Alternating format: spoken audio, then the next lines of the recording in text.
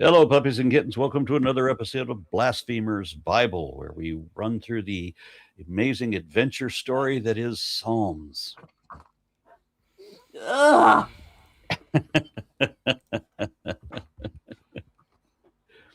Honestly, I- I think I've- the next Psalms are shorter, much shorter. I mean, most of them are going to be shorter than we expect. Yeah, I have to wonder. I've made an executive decision to. You're making an executive decision. I've made an executive decision to get high for most of Psalms because it's so boring. And Lawrence, you there, Lawrence? No. Yeah, you just said my name. Was there a question? I was just asking for a comment. Oh, I mean, I got nothing. I mean, today we're gonna start the second Psalter, so the second book of Psalms, eventually. Okay. So, I guess that's about it. Yeah, that's true. We're starting on 40. We will definitely get to 42. I've got a couple comments here. Pickle Surprise 69 says, when Jesus was entombed post-crucifixion, he was Schrodinger's man-god ghost. And that's a question. Is he alive or dead? You can only tell if you look. Yeah. The problem with that is he put in Schrodongers, and I think Isaac is having way too much fun with that. I don't even think that was an accident. Isaac's like, yeah, can someone please Schrodongers? Yeah. I'd like to see dongers. That opal guy said, I hear was well hung. So. Yeah. All right, I'm going to begin reading before we degrade into this again. So, Psalm 40. I waited patiently for the Lord.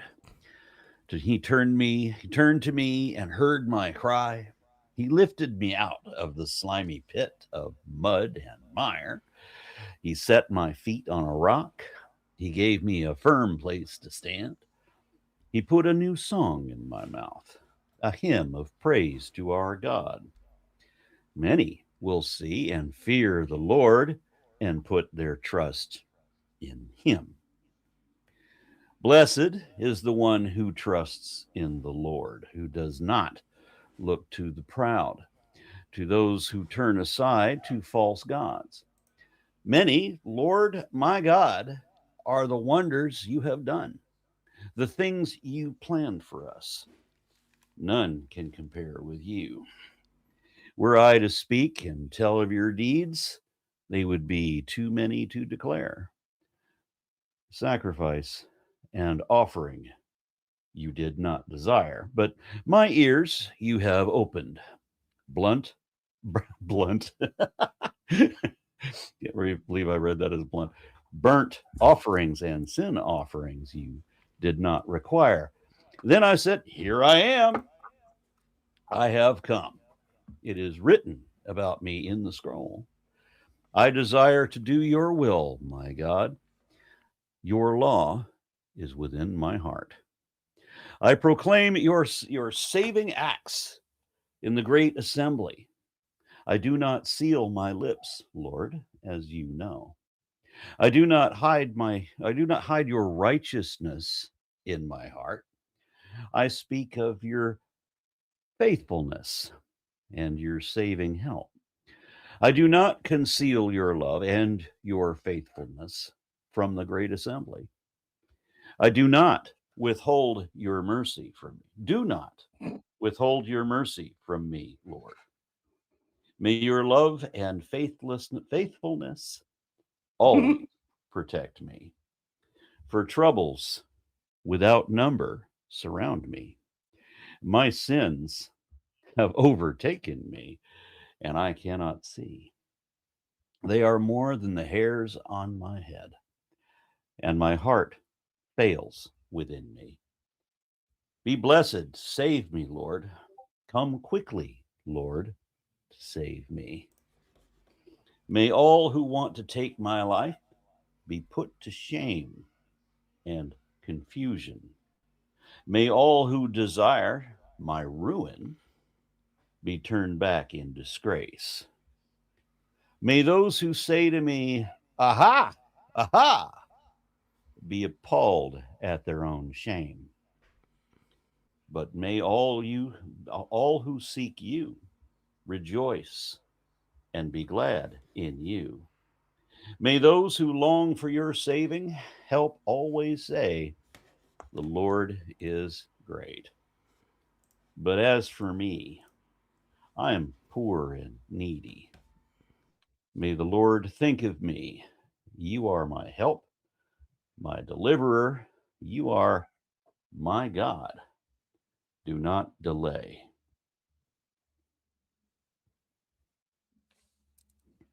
When was Jesus supposed to come back again? I don't think he's left yet by this point. Delay is an interesting, use of. I've heard of a day late and a dollar short, but this is way past that.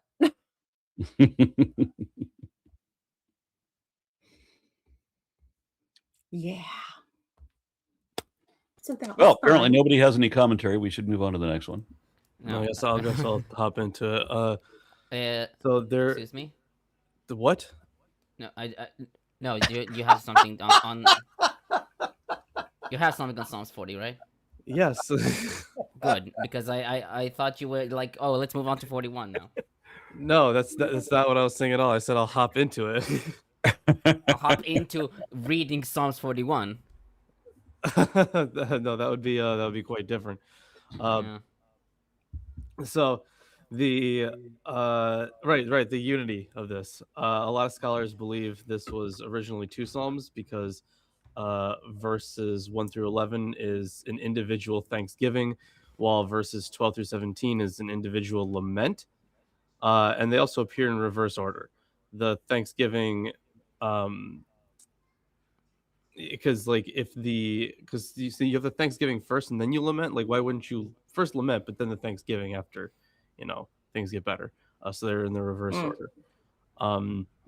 The thanks. All right, and verses 13 through 17 are a duplicate of Psalm 70 as well. Basically. In verse 2, we have the desolate pit or the Miri bog, references to Sheol, and the psalmist being saved from what he thought would be like a sure death. And something that I want to point out here that's going to pop up in other psalms. I think we've seen it at least once before. I know it pops up later, but in verse 3 there, where we get the new song, there's going to be a lot of psalms that say that they're a new song. They're never a new fucking song. They're always like a combination of other psalms that you've definitely read before. So it's always really funny to me when it says like, here's a brand new song. Feels like it's like when every top song has the same 4 chords. Sure, yeah. And, it's like every Pretty much. Nickelback song. So you have Nickelback saying, oh, we have a brand new song, but it sounds exactly like the other ones. I thought I'd only heard yeah. one Nickelback song. Maybe I've Yeah. heard more. No, you've heard all of them probably. Yeah. I You know. can tell the difference. The thing is, I mean, the one Nickelback song ain't bad, I don't think, genuinely, but like it is the same song, so it is annoying. Then we have right in verse 4. So I think it's more literally turn to lies, but the NRSV UE takes like false gods. You don't turn to false gods, and I think it can be drawn from verse 5 where he says like none can compare with you, as in like no other god is as good as you.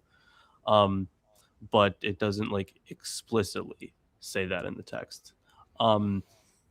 Verse 6, yeah, God, this one was pretty interesting to me. God not requiring sacrifice or offerings. To me, it would make sense in the context of an exilic Israel. For example, you couldn't really go to the temple, so you had to adapt the way you worshipped. But Prinsloo notes that this is not a rejection of sacrifices, but that, quote, the attitude in which the offering is presented is more important than the offering itself. That's according to Prinsloo.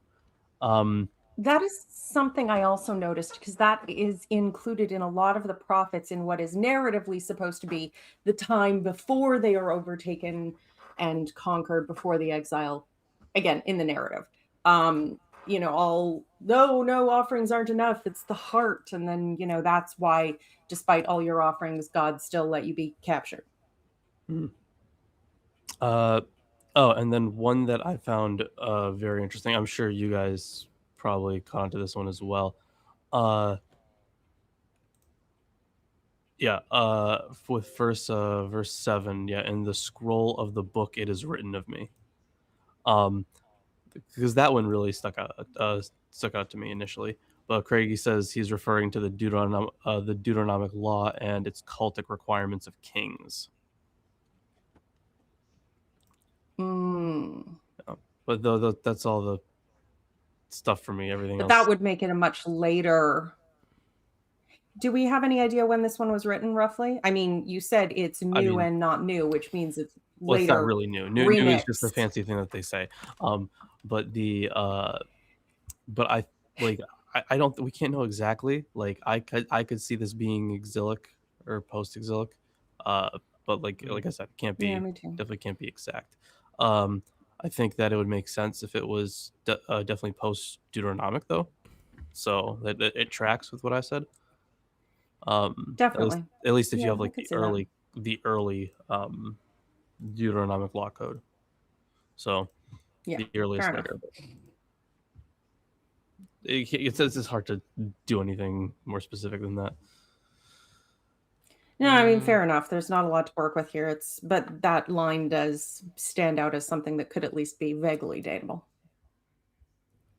It's interesting too, looking at the notes, because we've got different ones here that are, we've just read 40, which may have originally been 2 Psalms, 42 and 43, which we'll get to, are in some texts 1 Psalm. Yeah, that opinion is not widely accepted today. I mean, it is suggested by much earlier scholars like Krauss, Becker, Arioldi, and Braulik, but from what I've read, modern commentators generally take it as a single single text. 42. Oh, the 40 or 42, 43? 40.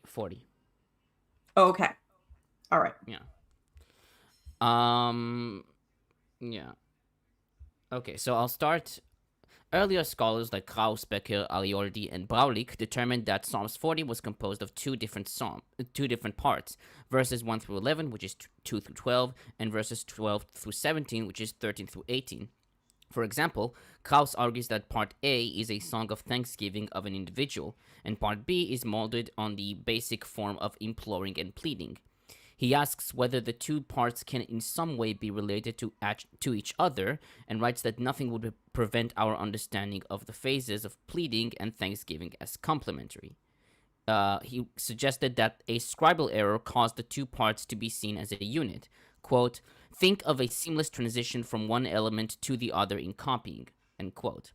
However, later scholars rejected this hypothesis. Gerstenberger writes that the division of the text depends on rather dubious literary and biographical interpretations. He writes that the strongest argument in favor of liturgical integrity is the basic incompleteness of the thanksgiving part, verses 2 through 4, and the confessional and communal character of verses 6 through 12. He notes that the latter unit seems to be the heading for the complaint section that begins at verse 13. Likewise, Craigie notes that the language in the two supposed parts of the psalm is intimately interrelated, and that the essence of Psalms 40 is that it is a part of a liturgy, and the formal and substantial changes within the psalm are to be understood against the background of progression within the liturgy. The liturgy begins with thanksgiving, thereby establishing precedent and laying a foundation for what is to follow. Then it moves on to lament and prayer. It is only in the prayer that the overall purpose of the liturgy emerges, and the preparatory role of the thanksgiving is clarified. He therefore classifies the psalm as a royal liturgy of supplication, and that it dates from the monarchical period. Terrian suggested that Psalms 40 is post-exilic at the time of grandiose ceremonies that are reflected in the Book of Chronicles. He writes that this psalm may have been composed in honor of King Josiah, who died at the Battle of Megiddo in 609 BCE.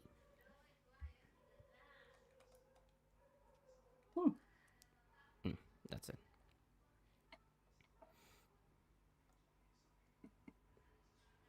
All right. Does anyone else have anything to add? Or might if he checks the private chat. Oh, right. Yes, that's a good idea. Yeah. So Elira the Free sent 50 RN Raw gift memberships. Thank you. Elira is our There we go. Thank you very much. And Elira said that YouTube should be doing what she says, and I agree. Yeah, she wants should certain be doing people to whatever you get a say. membership, and for some reasons they don't. So Ah, she was hoping that's Dr. interesting. Kip got one today. Yeah, I don't know what to say about that.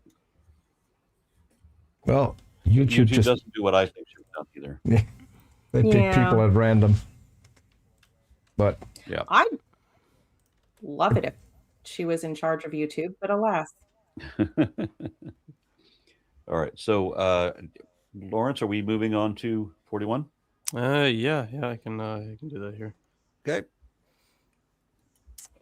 41. To the leader, a psalm of David. Happy are those who consider the poor. The Lord delivers them in the day of trouble. The Lord protects them, and he keeps them alive. They are called happy in the land.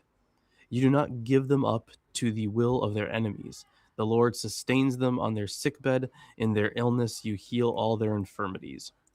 As for me, I said, "O Lord, be gracious to me. Heal me, for I have sinned against you." My enemies wonder in malice when I will die and my name perish. And when they come to see me, they utter empty words, while their hearts gather mischief. When they go out, they tell it abroad. All who hate me whisper together about me. They imagine the worst for me. They think that a deadly thing has fastened on me. That I will not rise again from where I lie. Even my close friend in whom I trusted, who ate of my bread, has lifted the heel against me.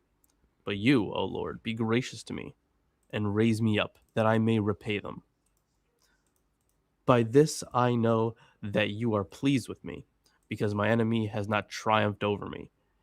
But you have upheld me because of my integrity, and set me in your presence forever. Blessed be the Lord, the God of Israel, from everlasting to everlasting.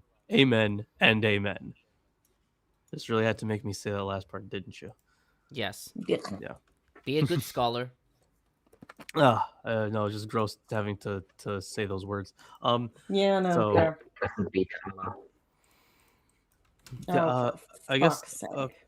Sorry, what? Nothing. What I missed? Just looking at what I get to read. Okay, gotcha. Well, in that case, while you be sad about that, I'm gonna read the few notes I have. There's not really much. It's a pretty short psalm, but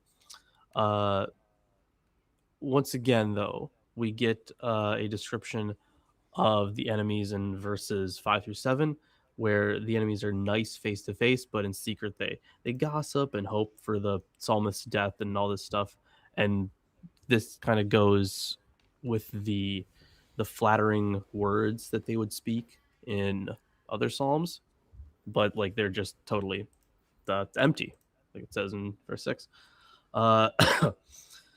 Verses 8 through 10, adding a part of the overall story, and I'm just going to say stories in quotes here. The people who the psalmist had once been friends with reveals themselves. They reveal themselves to be, the enemies. Previous psalms actually speak of similar things in the lives of the psalmist. So, like other authors have referenced such an event where it's like, oh, they're close to someone, but turns out they were actually bad influences and they were on cocaine and snorting things off hookers' asses. I don't know. Now, I maybe that's just me reading into it.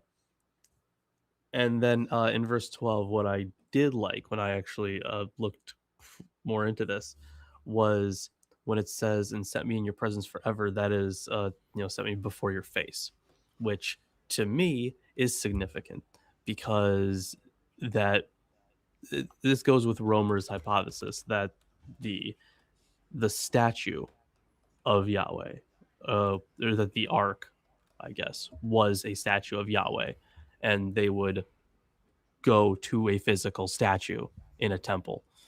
So when he's saying here, you have upheld me because of my integrity and set me in your presence or before your face forever.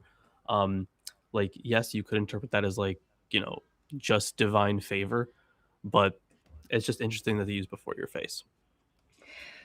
I can see where you're coming from with that. I mean, the phrasing is anthropomorphic, but it was common for statues at that time, frequently to cover the god's face and only reveal it on, special festivals or something, or to special people at special times. It was a big thing. So if some of that worked its way into, at the very least, Jewish idioms, if not early religion, I could see that. But at the same time, it could just be an idiom.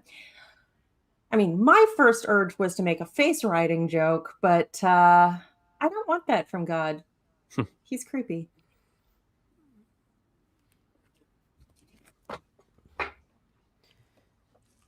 Okay.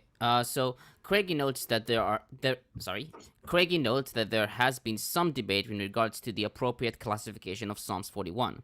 While many have classified it as an individual thanksgiving psalm, others interpret it as an individual lament. He writes, however, that the most appropriate description in general terms is to recognize the psalm as a psalm of illness, as suggested by Movinkel. Krauss writes that in view of the entire psalm, one can conclude, quote, that the diverse functions of the various speaking parts are no longer alive, and therefore the original Sitz im Leben had probably been forsaken, end quote, according to Kuseman. He writes that Psalms 41 could have had a long tradition behind it, in which it was reconstructed and newly formed. He writes that this would explain the change of style in verse 3, and that the psalm is a prayer song that is to be dated as relatively late. Jacobson writes that Psalms 41 is likely a composite, in which both verses 1 through 3, which is 2 through 4, and 13, which is 14, were added by some later hand to an existing poem. He writes that when one considers the canonical shape of the text, these possible additions function in the same way that praise usually functions in a song of thanksgiving, as both praise to God and as a testimony to the community. Goldingay writes that its didactic tone, quote, is merely an enhanced form of something implicit in the nature of testimony itself, with its concern for the congregation to learn from a testimony, end quote. And Gerstenberger comments, quote, the complaint proper, with its denunciations of enemies and its reference to friends who turn into foes in verse 10 and treacherous visitors in verse 7, may well be placed in the context of ancient family, clan, or village services for individual sufferers. There is no hint in verses 5 through 13 of a wider confessional congregation. All the evidence points to a prayer ceremony on behalf of sick persons in the context of their respective groups. Because such ceremony can be held at the house or sickbed of the patient, there is no need to deny the cultic implications of such individual complaint. A felicitation with homiletic thrust placed before the complaint in verses 2 through 4 could be a sign of a later adaptation of an old prayer. We noticed a late sapiential theology in the prefixed beatitude. The two introductory formulas in verse 5 and verse 12 may be part of this liturgical adaptation. At the final stage, then, the psalm was used in congregational worship, but still with the express intention of bringing about healing and rehabilitation for ailing and persecuted members. That's it. All right. We can move through quickly, I guess, and on to Psalm 42. Yep. Actually, you should read both Psalms 42 and 43 because they're considered the same psalm. Are they? Yes. For whatever reason, in the translation I have, it says Psalms 42 and 72 are associated, as if the whole thing. Associated. Wait, no. Oh, 'cause Psalms you're 42 thinking- to 72 is book 2. Is Yeah, book 2. That's what that is. Okay. Yeah. There's Yes. 4 books because there's 4 scrolls at least. Gotcha. And this is book 2 5. is 42 to 72. 5. The book 42. Sorry, You said 5. 4. Oh, sorry. 5. Yeah. 5. Don't know why I said 4. So you're going to read here 42 and 43? I guess so. 42 and Yeah. 43, yes. This one is one that has been used for worship songs that I remember from my childhood. Okay, Fun. so I'm just gonna, enjoy my trauma for everyone. Psalm 42 for the director of music, a maskil for the sons of Korah, which are the ones God threw into a pit in the middle of the desert, I think. Right? No. The earth No. swallowed them. Right, which is a completely different thing. Yeah. Like a sandworm. Right, but Though I mean, they do appear later on in Chronicles. For example, I as can't remember part if the of traditional Judeans. idea is. I can't remember if the traditional idea is that the sons of Korah are like the descendants that weren't swallowed up because they were good, or if it's referring to Wait, was it Korah the was sons of swallowed and the sons didn't stand with him, so they weren't swallowed? Yes, I I'm can't trying to remember if that's the traditional explanation or if it's to do with like the story about how the ones that weren't so bad they're still underground or like close to the surface, like on a ledge.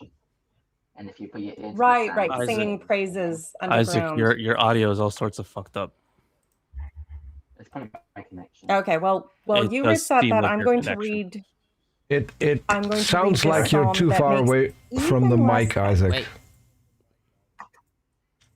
Maybe you've got the How about wrong now? mic connected. I don't know. No, I think it might also be got his one. connection because it genuinely Yeah. because he's also seems to be lagging. Yeah, it's probably that. It's probably my connection. Okay. Oh no, it's trying to use my. Yeah. Is it better now? Yeah. Yeah, that's better. Yeah. Yeah, it was trying Okay. to use my earpods as a mic. Yeah. Yeah. Thank you. With the additional context of talking about what the hell happened to the sons of Korah, this makes even less sense. So let's begin. As the deer pants for streams of water, so my soul pants for you, O God. My soul thirsts for God, for the living God. When can I go and meet with God? My tears have been my food day and night, while men say to me all day long, where's your God? These things I remember as I pour out my soul. How I used to go with the multitude, leading the procession to the house of God with shouts of joy and thanksgiving among the festive throng. Why are you downcast, O my soul? Why so disturbed within me? Why so serious? Put your hope in God, for I will yet praise him, my Savior and my God. My soul is downcast within me, and therefore I will remember you from the land of the Jordan, the heights of Hermon, from Mount Mizar. Deep calls to deep in the roar of your waterfalls. All your waves and breakers have swept over me. By day the Lord directs his love, at night his song is with me. A prayer to the God of my life. I say to God, my rock, why have you forgotten me? Why must I go about mourning, oppressed by the enemy? My bones suffer mortal agony as my foes taunt me, saying to me all day long, where is your God? Why are you downcast, O my soul? Why so disturbed within me? Put your hope in God, for I will yet praise him, my Savior and my God. And we are adding 43. Yes. Vindicate me, O God, and plead my cause against an ungodly nation. Rescue me from deceitful and wicked men. You are God, my stronghold. Why have you rejected me? Why must I go about mourning, oppressed by the enemy? Send forth your light and your truth, and let them guide me. Let them bring me to your holy mountain, to the place where you dwell. Then I will go to the altar of God, to God my joy and my delight. I will praise you with the harp, O God, my God. Why are you downcast, O my soul? Why so disturbed within me? Put your hope in God, for I will yet praise him, my Savior and my God. Is this God of yours in the room right now? Always. I can affirmatively say, absolutely not. He's always watching. He's So- a pervert, and as soon as I figure out how to get him served, I'm getting a restraining order. So yeah, this is the beginning of the second Psalter, the second book of Psalms, where we have so like in verses 1 through 2, God is sustaining life, like the psalmist's life, just as water sustains a deer or really anyone else. When, but then something that I found very interesting, if we take it with the psalm beforehand, when it says, "When shall I come and behold the face of God?" And considering the reference to the procession to the temple in verse 4, again, I think this is in reference to the statue. In verse 3, like the where is your God thing, we've seen that questions like that before, and again that refers back to the practical atheism of the wicked, and we also see that in verse 10 as well. And verse 5, taken together with the previous verses, this psalm has been understood as being written during the exile, usually. And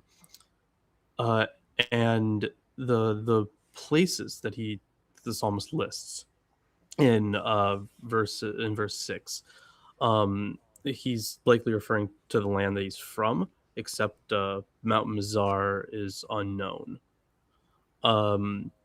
And something that I'm not sure how the translation of this works, so maybe Tomer and Isaac can help here. I know that in verse 7 we have Tehom, which would be the deep, the chaos waters, right? It says, the translation says deep calls to deep, but I think that, at least from the Hebrew, what I saw, like it doesn't exactly say that. Yeah, it reads Tehom El Tehom Kore, which literally means deep to deep calls. Okay. Oh, I guess I was looking at the wrong I thing. don't think God can go that deep. Never went deeper. I'm just saying. Yeah, I've just been looking at the comments, and someone said that this psalm sounds like a really angsty teenager talking to his girlfriend, like in his full goth era of angst. And I'm like, yeah, it's very much that vibe. So, regarding Mount Mitzar, I note Krause's opinion that this refers to a peak in the Hermon range, the Little Hill, which G. Dahlman looked for northeast of Paneas near the village Tsaora. But I want to look at Craigie's commentary. Yeah, in Craigie he says that it's unknown. Yeah, so the Hood renders the Masoretic text Mehar Mitzar as Meharam Tsa'ar, translating mountains at the rim of the netherworld. The principal basis for the suggestion is Ugaritic Gatsar, etc., which he claims means edge or rim. But for 3 reasons, the Ugaritic basis of the proposal should probably be rejected, and then lists them. And then where it says Mizar. So, yeah, here it's the unknown Mount Mizar. I see. Though I do want to check Terian. Yeah, so while you check that, I guess I just have a couple notes for 43. So while you pull that stuff up, yeah, I have one and for that same verse. oh, do you? Okay, well, Yeah. okay. Either way, we'll do this. Yeah, and like we'll hop back into Tomer it. with his serious scholars. Tomer likes to bring up serious scholars. I like to bring up the funny ones. Right. Sure. Rashi says that the mountain Mitzar means young mountain, which is referring to Mount Sinai, which is the youngest mountain, apparently. Yeah, that's fucking. Yeah. So this is also what the Targum says. The newest zit on Earth's face. This is also what the Targum says. It reads, "The people who received the law on Mount Sinai, that is humble and small, shall remember you." So, yeah, it reads. I think it's from Sa'al to be small. Yeah. Yes. I think I'll do a few notes here on 43, and then we can go back since we read them all together. So. Oh, okay. Yeah, sure. Yeah, of course. Illyra still has our back. Oh, I thought I'd already read that one, but It's a new one. It's a new one. Illyra the Free sent 50 RN Raw gift memberships and an ultimatum to YouTube to do as she says. Thank you very much, Lyra. Thank you. So yeah, in Psalm 43, we again see God as a judge in a court case. He's talking about vindication and defense of a cause. And in verse 3, this one I found pretty neat. Yeah. Oh, send out your light and your truth. Let them lead me. Let them bring me to your holy hill. So God's light guides the way to the temple, and it could refer to the temple fire potentially, but I think it might also have some antecedents in his kavod, because if you remember during the Exodus narrative, the pillar of fire was leading the people, and it stood in like the place of the tabernacle. So this might refer to his kavod, like referring back to the same, or his glory, right? In the same way that like Moses and the people would have seen the light, followed it, in the same way he's hoping that he would be led to the holy mountain. Yeah, I mean it's not just it's smoke by day and fire by night, so you get this glowing ethereal smoky. That's very much the image of biblical glory that you get in all of the illustrations and things, and there's a good reason for that. Glowy, smoky mysteriousness. Yeah. Oh, so it is also identified by Midrash Tehillim as Mount Zion, Mount Mitzal. And I also note that there is EBR, the Encyclopedia of the Bible and its Reception, and there is a section about Mizar by Erasmus Gass, and he notes that sometimes Mitzar is identified with the sanctuary at Dan, the desired destination of the psalmist, since the ancient town of Dan is situated on a small knoll near Mount Hermon and the main source of the Jordan. However, the theological topography could stress the fact that the psalmist is in the extreme north and far away from the holy mountain. Though having similar consonants, Mitzar does not allude to Egypt, Mitzrayim, as suggested recently. Neither Septuagint nor Vulgate consider Mitzar a real toponym, but translate it with an adjective.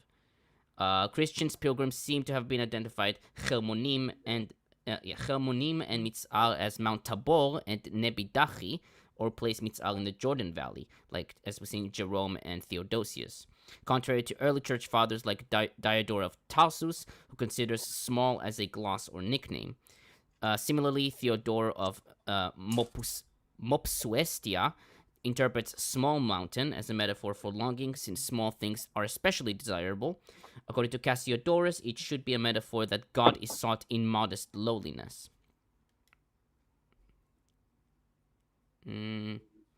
Yes. So, but he writes that the topographic sequence moves strikingly from a general to a specific localization, so that Mitzal might refer to a little hill near the headwaters of the Jordan River.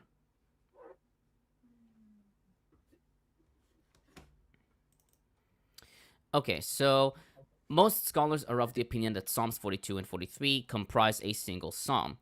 Craigie notes that this opinion is based on the fact that Psalms 43 doesn't have a title. Many Hebrew manuscripts present the psalm as a single unit, and that both are joined by a common refrain, as we've seen in verse 42, 6 and 12, and 43, 5.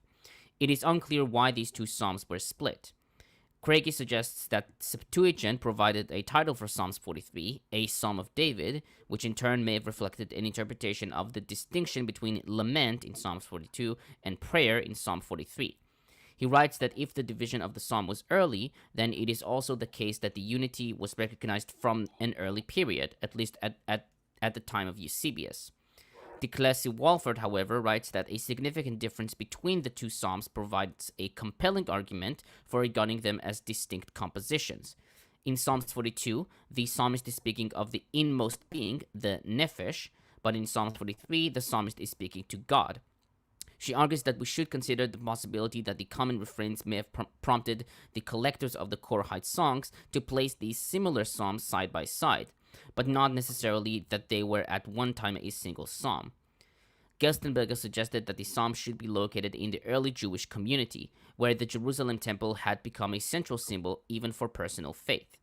He writes that the psalm speaks in very general terms of danger, threats, anxiety, trust, and hope, and that there is no historically unique personality behind these words, but rather the fear and longing of a congregation, which is shared by all its members. Thus, he places the psalm into the synagogal worship of the Persian times.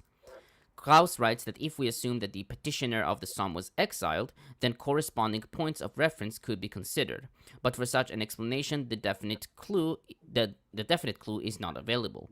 He writes that it is not unlikely that the psalm belongs to pre-exilic times, and that we can assume that the singer of the prayer song brought the text to the temple after his rescue, where it was preserved in the temple archives. Craigie, however, writes, quote, "The psalm should probably not be associated directly with Israel's cultic life. Indeed, the nostalgia for worship, 42.5, and the hope of future participation in the temple's worship, 43.4, strongly imply that his individual lament should be interpreted in a non-cultic fashion. If the psalm were late and a product of the diaspora, its use would have been entirely appropriate to a worshiping community, but there can be no certainty as to the psalm's background, and as a consequence, its original setting remains unknown."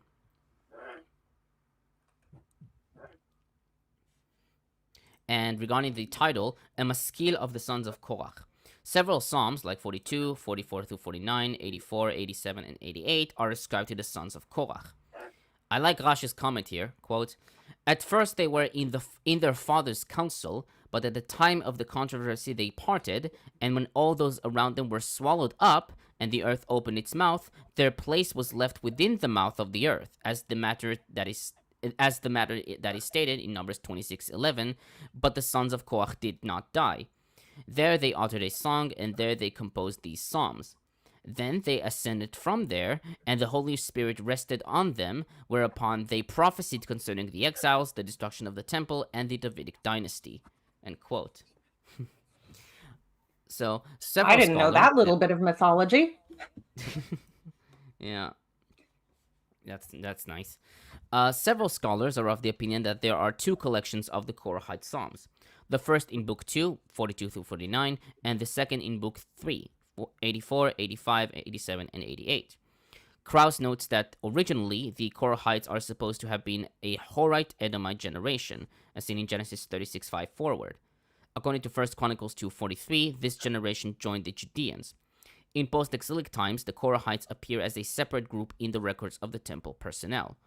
At first, they were doorkeepers of the temple, as in 1 Chronicles 9:19, 26 verses 1 and 19. Later, they appear as a guild of singers in 2 Chronicles 20:19. Klaus argued that when the Psalter transmits songs of the Korahites, we should assume that the sons of Korach were editors of a book of songs. Otherwise, the Korahites are numbered among the Levites, as we see in Exodus 6:21, Numbers 26:58, 1 Chronicles 6:7. But at times there must have been heavy controversy among the personnel of the temple, as seen in number 16. Tate, in his commentary on Psalms 84, lists, quote, the best conclusions relating to the Korahites. Quote, 1. The Levitical Korahites probably belonged to Judah and to sanctuaries in the south. 2.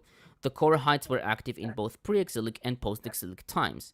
They may have been a Levitical priesthood which functioned in Palestine during the exile and opposed the efforts by the priestly hierarchy, supported by the returning settlers from Babylon to take control. The chances are good that they held their own despite being forced to accept a subordinate role to the Sadokite priests in the temple. According to Golder, quote, the Korahites had a head start on the other priesthoods, having been in Jerusalem since the 8th century. They lost their battle for equality at the altar, but they won most of the other battles. End quote. And 3, the Korahites probably drew on multiple traditions for poetic motifs and content, possibly including some material from northern sanctuaries and festivals. The present Korahite psalms, however, emerged primarily from the Jerusalem cult tradition. And let's see, my unfinished journey says, hail Aaron and Panel, and hail overcoming evangelical Christian song-related trauma. Hail. I just want to say, I love that whenever we do this show, your cat gets extra cuddles. That's just the sweetest thing ever. Deserves all the cuddles in the world. But yeah, the song-related trauma. Although the Korah thing, I have to say, I never clocked that during my readings. I guess I just didn't bother. But now that I know the sort of mythical add-on of them falling into the pit, but only to a ledge, and then praising God, and then being brought out because they didn't die or something. I don't know. But they were close, in the vicinity. And then, yeah, that makes sense of a lot of the illustrations of, oh, take me out of the pit. Well, in this myth, God literally takes them out of the pit because they fall into the ledge and then they come out again via lots of praising God, because that's how you get shit done, apparently, is by telling God how great he is. Good luck with that. And then this one, let's see, the next comment. What is it? Ditleaf, Moeller? I have no idea how to say that. Says, Aaron Raw, just want to state that I have been watching your content for quite some time and admire your logic and thoroughness. There are many idiots in the world. Keep up the work. Thank you. There are indeed a whole lot of idiots. And then Alira the Free, that's Turkish lira. That's Turkish lira. Okay. 55 Turkish lira, all hail Persephone. Aww. Perfect. Thank you very much for that. And then my unfinished sock says, don't traumatize people with jingoistic evangelical Christian songs. Like and share the stream instead. Yes, do that. Much better option.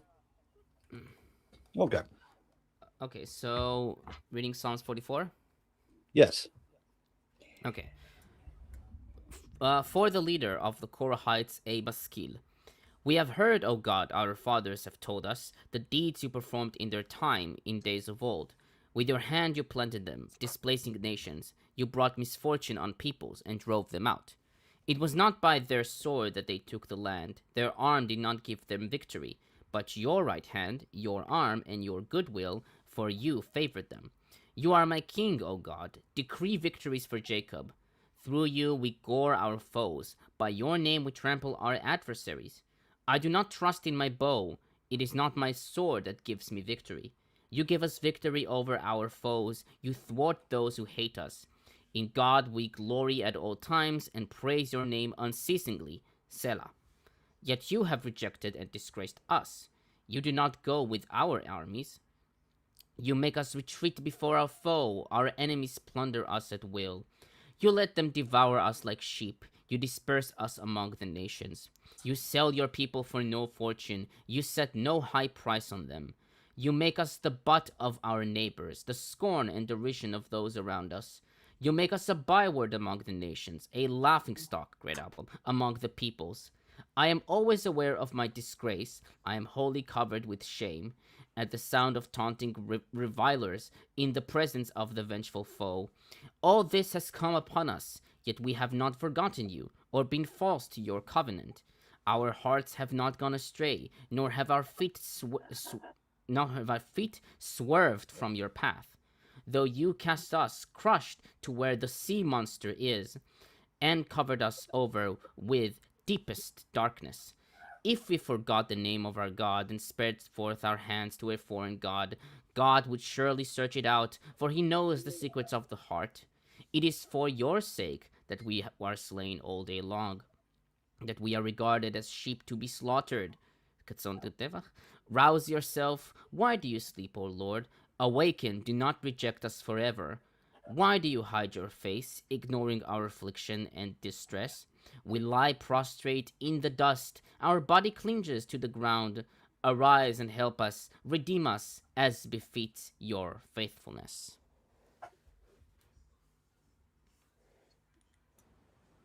So I do have a few things to say about this one. But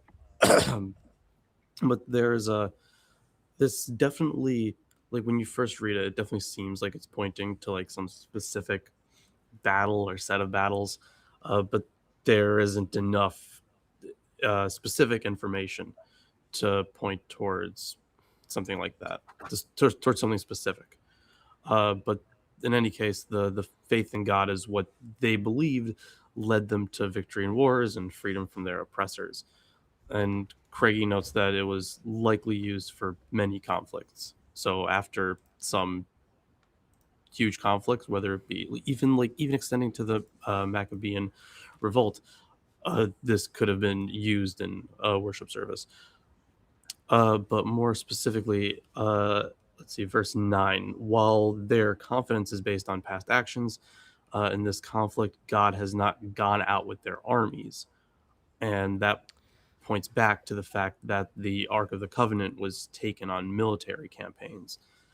So the fact that he hasn't gone out with the armies, of course, for them, it means that they would lose the battle because they don't have the power of God on their side. But yeah, it points back to that time. Verse 19. So the sea monster would be correct, but it's translated. Yes, it's usually translated as jackals. Yeah. But the word is Tanin, which is one of the names for the Chaos Dragon. So the place of the dragon. And the people are covered up with deep darkness, or Tzalmot. And we talked about that last time, I think. Tzalmavet. Where Tzalmot is the... Tzalmavet. Well, it's a different form, right? Of the same word? Here is... Specifically here, it's Tzalmavet. Okay. It's the pronunciation of the Masoretes. No, but I'm saying it is the root word still Tzalmot? I'm talking about the root.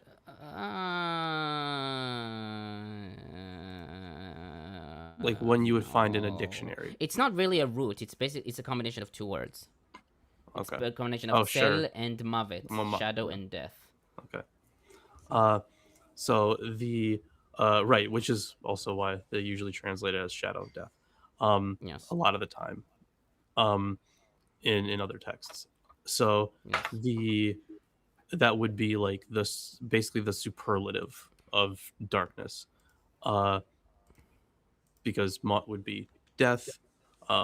So let's see here. Verse 21 suggests that the psalmist believes God can see into the deep darkness, in spite of the fact that many others believed otherwise.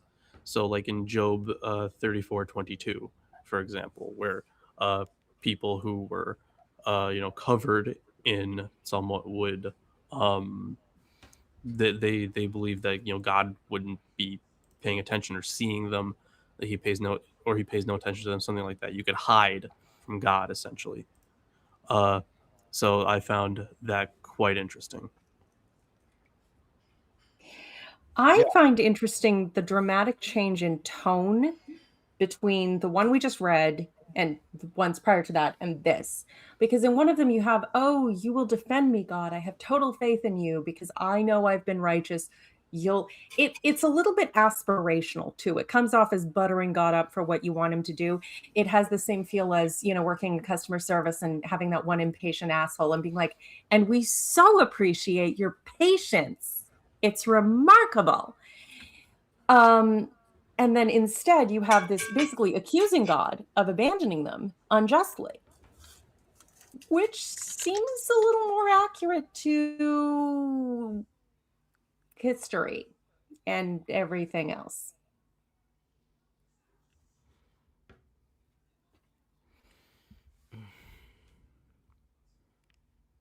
Okay.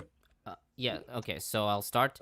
So Yes. commentators take Psalms 44 to be a national lament, or communal complaint in general, according to Gerstenberger, but its exact setting is unclear. Traditionally, the psalm is dated to the time of the Maccabees. According to Talmud Sotah 48a, verse 23a, which is 24, was, at the time of the Maccabees, sung daily by the Levites. Krauss notes that the church fathers of the Antioch school also maintain that Psalms 44 is to be dated in the time of the Maccabees. While this viewpoint has been favored by some scholars, like Dom and Kittel, others maintained an earlier dating for the psalm. Krauss notes that E. Vogt argued that Psalms 44 presupposes the miseries of a lost war, and that there are clues in the psalm which remind us of the catastrophe of the year 701 BCE, when Sennacherib sieged over Jerusalem. H.M. Parker maintained that the psalm should be connected to the Phoenician revolt of 345 through 44 BCE by Antiochus III. Tellien writes that there are affinities that link Psalms 44 to the Jeremianic descriptions of the Babylonian horrors in 605 through 587 BCE, such as like sheep for slaughter, which to him is reminiscent of Jeremiah 11:19, 12:3, 25:35, 51:40. Krauss notes that E. Janssen accepts an origin in the 6th century. H. Schmidt thinks of the Persian era, shortly after the return from the exile, and Weiser, pointing to 2 Chronicles 26 forward, thinks that a pre-exilic dating may not be completely excluded. Krauss writes that beside most ancient traditional characteristics, the communal laments show evidence of very recent adaptation. Thus, quote, it is very easy to think of cultic formularies which in the course of their history in the holy place have experienced corrections and updating, end quote. Craigie writes that it is likely that in the Psalm's history in Hebrew life and worship, it was used in a variety of situations from the time of the monarchy through the Maccabean period and beyond. He writes that what we can reasonably propose is that the Psalm's origins are to be found at some point in the history of the pre-exilic monarchy, when the king continued to function as the commander of Israel's armies. And Gerstenberger comments, quote, it is much more important to understand the sociological and ecclesiastical setting. In Psalms 44, we have overhearing a Jewish community at worship. It insists that Yahweh act for them in the present, as it looks back at the glorious age of Israel's youth. Apparent concrete allusions to historical events, especially in verses 10 through 17, in reality may well be the general reflection of a community very conscious of its history. The heavy accent on the congregational we makes us realize the communal and not royal or noble origin of the prayer and its continuous use among the people. Jewish worship in Persian times, therefore, is the Sitz im Leben. The psalm represents a theological strand different from the dominant Deuteronomistic line of thinking that emphasized continuity with God's actions in the past. That's it. It's interesting to note that it's very difficult to date this historically because God fails his people so consistently all the time, forever, that them being upset about it is just sort of perennial. Just every year, a new way that God failed his people. And then, you just can keep regurgitating the same psalm, which I guess is what they're suggesting they did with this, which is fair. Okay, so moving on to 45 then. Isaac. I must say, I think it's very appropriate that I'll be reading Psalm 45, Excellent. which some say is the gayest psalm, but No, you'll who else? see why. You will see why. I believe it. You are I the wasn't sure most which translation. man. Though. You have to give us your sexy voice, Isaac. Come All on. right, you ready? This is his sexy voice. For the leader. I can't do a sexy voice. For the leader Just go a little on deeper. Shoshanim of the Korahite, a muskil, a love song.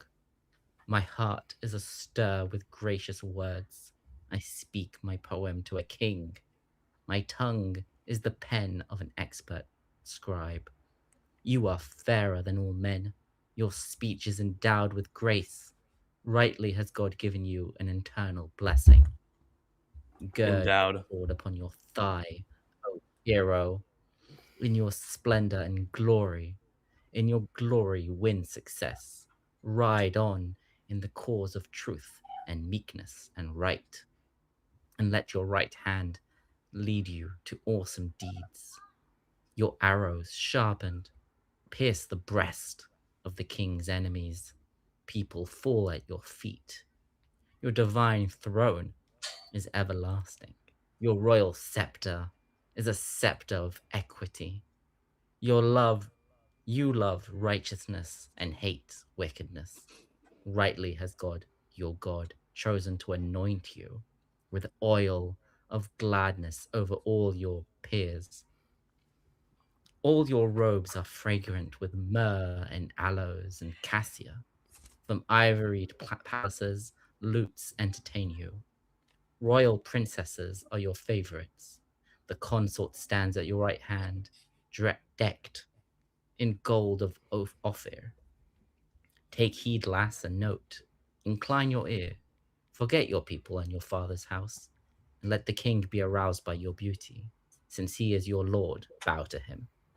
O Tyrian lass, the wealthiest people will court your favor with gifts, goods of all sorts. The royal princess, her dress embroidered with golden mountings, is led inside to the king.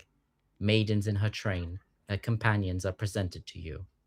They are led in with joy and gladness. They enter the palace of the king. Your sons will succeed your ancestors. You will appoint them princes throughout the land.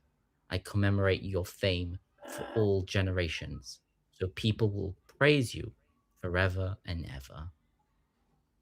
Forever and ever. Amen. And never. Amen. Yes. Indeed, Amen. amen. Well, he talks about anointing him with oil, and I must say, if you're going to gird your sword, please do use lubrication. And I'll know my partner. Scepter is a scepter of equity. What does that even mean? Yeah, no, it's very David and Jonathan. So like when it talks about like I mean, some people say it's to a to do king with Solomon, but yeah. with what? Bathsheba I mean, and it Solomon. could be. Oh, okay. I didn't quite hear. It think could some also people be say like it's a wedding. Solomon. It could also be like a wedding song. Yeah. Right. Yes. And that's usually how I've seen it interpreted. Yeah. But it is very interesting that you have like, and the reason I'm making the link to David so strongly is because if we remember in 2 Samuel 7, with the dynastic promise, it's what verse was that? Yeah, verse 6 was very reminiscent of it. Your throne, O God, endures forever and ever. Although I'm seeing that can also be translated as your throne is a throne of God. It endures forever and ever. I see that as also a possible translation. So I'm not entirely sure of that one, but that one really reminded me of it. And considering, the brilliant love story we get between David and Jonathan, it's I could totally see this being like an expansion on that. because you're talking about how he's decked out in these in gold and like a bunch of fragrances, and the and he's called the most handsome, and this is a Yeah. king who has just been anointed. So, But then you also have the maidens and the right. princess and everyone and being brought into him with great rejoicing. It's giving very gay porn with everyone saying no homo the whole time. Hey, we stan our by king, okay? Hey, we stand a by king, Yeah. but not an in denial no homo bitchy queer. That's no. Own your shit. Yeah, I didn't unfortunately. I actually had jury duty this week. So I didn't quite have the time to get more commentary done. So I got nothing more specific than that, as much as I would have liked to. Did not have the time.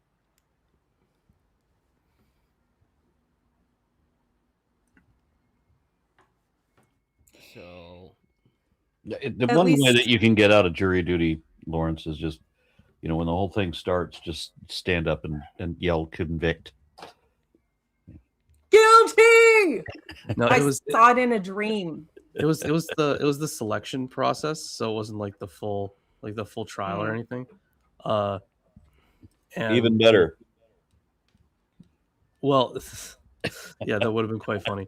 But no, I had to end up, because the trial was going to last longer than I had planned for.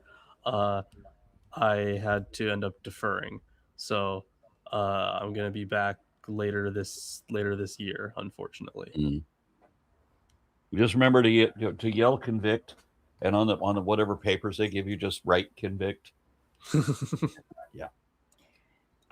You're in America. I'm pretty sure if you just say you're an atheist, like, I'm not saying they can legally kick you out, but maybe they'll just decide to go with someone else. Yeah, they do have to. I think like when they do the decisions, they have to give you some kind of reason, and if it's a bad reason, they can be just like overruled. Bad reason. So. Then I'm going to go with I saw it in a dream.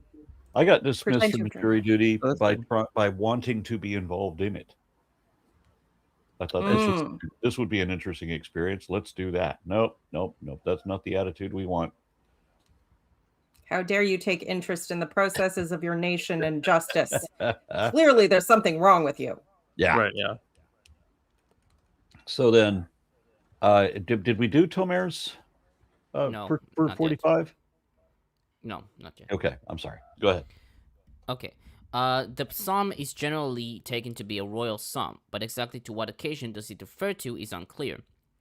Gerstenberger notes three options suggested by scholars. One, as a popular love and wedding song, which addresses bride and bridegroom as queen and king. Two, taken at face value as a royal wedding song for the time of the Israelite monarchy. And three, allegorically as a song of the post-exilic community extolling Yahweh's, or his Messiah's, betrothal with Israel, seen also in Isaiah 62, 1-5, and Ezekiel 16 and 23. He personally prefers the second possibility and gives the setting of the psalm as, quote, a singer of the royal court takes part in the official wedding festivities either in Jerusalem or Samaria. He extols bridegroom and bride according to the popular, royal, and mythic concepts that are common in his contemporary culture, end quote. He writes that we have to content ourselves with a plain royal wedding song, used originally in wedding ceremonies of the monarchical court. But we do not know which king was first addressed these words. He writes that the text probably served for more than one wedding, was possibly reworked with the passage of time, and it finally came to be canonized together with the small collection of Korahite psalms. deClaissé-Walford suggested that the words of verse 12, a princess of Tyre, suggest that the psalm should be dated to the time of Solomon, who married an Egyptian bride, in 1 Kings 3:1. She writes that while scholars generally agree that the psalm was composed for a specific wedding, it was passed on from generation to generation and used over and over in subsequent wedding ceremonies in the kingdoms. She thus takes Psalms 45 to be a, quote, part of the fabric of wedding celebrations in many periods in the life of ancient Israel. End quote. Terian suggested that the psalm was composed for the wedding of Ahab and Jezebel, who was a Tyrian princess, with Ahab also building an ivory palace in Samaria, in 1 Kings 22:39. And Craigie comments, quote, there can be little doubt that this poetic composition originated in the wedding celebration for a particular king, composed for the occasion. Subsequently, it would have been used frequently at royal weddings. But having affirmed in principle that the song, in its initial setting, should be related to a particular occasion, it should also be admitted that no firm decision can be made with respect to its historical origin. Thus, by way of example, the reference to the ivory palaces in verse 9 and to the princess of Tyre in verse 13 have been used to support an argument for setting the psalm originally in the context of the wedding of Ahab and Jezebel. But, as Krauss rightly points out, the evidence is thoroughly ambiguous and could refer to a variety of different occasions. All that can be affirmed with reasonable certainty is that the psalm originated at some point in the history of the Hebrew monarchy. I would love it if it was Ahab and Jezebel. I would love that so much. And about the title, to the tune of lilies, the Masoretic text reads Al Shoshanim. The word Shoshanim is the plural form of Shoshan, lily, and appears as well in the title of Psalm 69, with the singular form appearing in Psalm 60 and 80. Lilies also occur in the Song of Songs in in 2, 1, 2, 16, 4, 5, 5, 13, and 6, 2, and 3. Septuagint reads, over those that will be changed, Vulgate, for alternate strains, and Targum, for those who sit in the council of Moses, that which was spoken through the Holy Spirit. Rashi wrote that the psalm was founded in honor of the Torah scholars, who are as tender as roses, as beautiful as roses, and perform good deeds as fresh roses. Ibn Ezra and Ditrani took Shoshanim to be a song which began with Shoshanim. Kimchi and Hameiri wrote that Shoshanim was a type of instrument. Some scholars suggest that Shoshanim refers to a popular tune about romantic love, such as Terian, Craigie, and Goldingay. Since lilies are frequently mentioned in the Song of Songs, some scholars, like Gerstenberger and Goldingay, suggested that lily may be used as erotic imagery. Goldingay notes that they were also used as a decorative motif in the temple, as we see in 1 Kings 7, 19, 22, and 26, which makes Golder think that the title denotes where the poem was declared.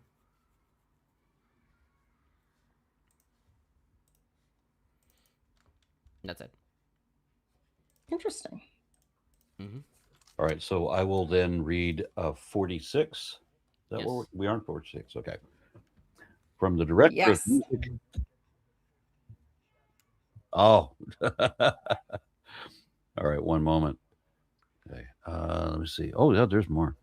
Okay, so Ben One Eye offers 25. Okay, Alira the Free sent 50 RN Raw memberships. Thank you very much, Alira. And then Ben One Eye offers 25 Romanian lei and says, I hope everyone in America is having a good taco day.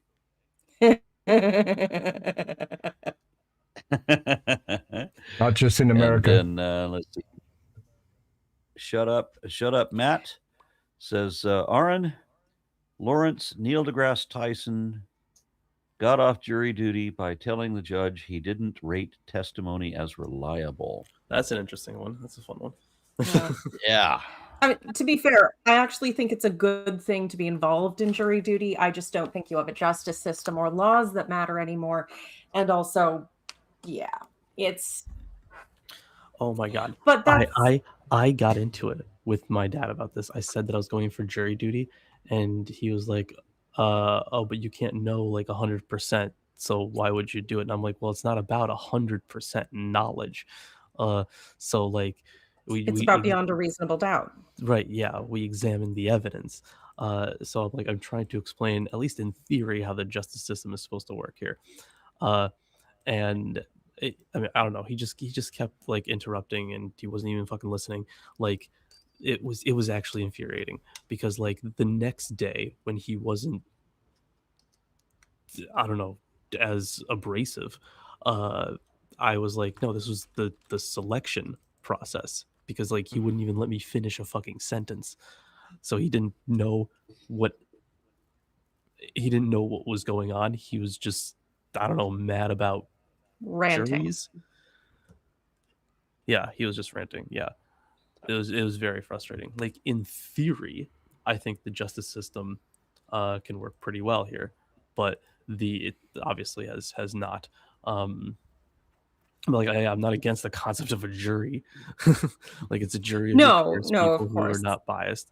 That's the idea. So And that is the idea, and it's a good concept. It yeah. just, obviously execution leaves much to be desired. Mhm. But yeah, every time someone brings up 100%, I default to my standard answer. Children and con men offer or want 100% certainty. Which are you? Right. Yeah. Yeah, I understand that most knowledge is provisional, or should be considered provisional. And so, I think it's funny that the people who say that they demand absolute proof of whatever they don't want to believe in, but they require no proof at all, and they even despite all the proof against it for the things they do want to believe in. Yeah, double standard. Anyway, reading 46. Yes. God is our refuge. Wait. and- The title. What? The title. You forgot the title, which you don't have for some reason. For the director of music of the Songs of Sons Korah, according to Alamoth. Alamoth, a song. A song. Yes. That's the title we so desperately needed that Yes. that Tomer had to jump in and jump. You need Yes. to say that this song is called a song. No, it's called. It is first on Alamoth, which it needs to be clarified, and it is a song. Yes, it is a song. Okay, just like all the other ones. All right, so that was so necessary that we do that. Yes. All right, so God is our refuge and our strength, an ever-present help in trouble. Therefore we will not fear, though the earth give way, and the mountains fall into the heart of the sea, though its waters roar and foam, and the mountains quake with their surging. There is a river whose streams make glad the city of God, the holy place where the Most High dwells. God is within her; she will not fail. God will help her at break of day. Nations are in uproar, kingdoms fall. He lifts his voice, the earth melts.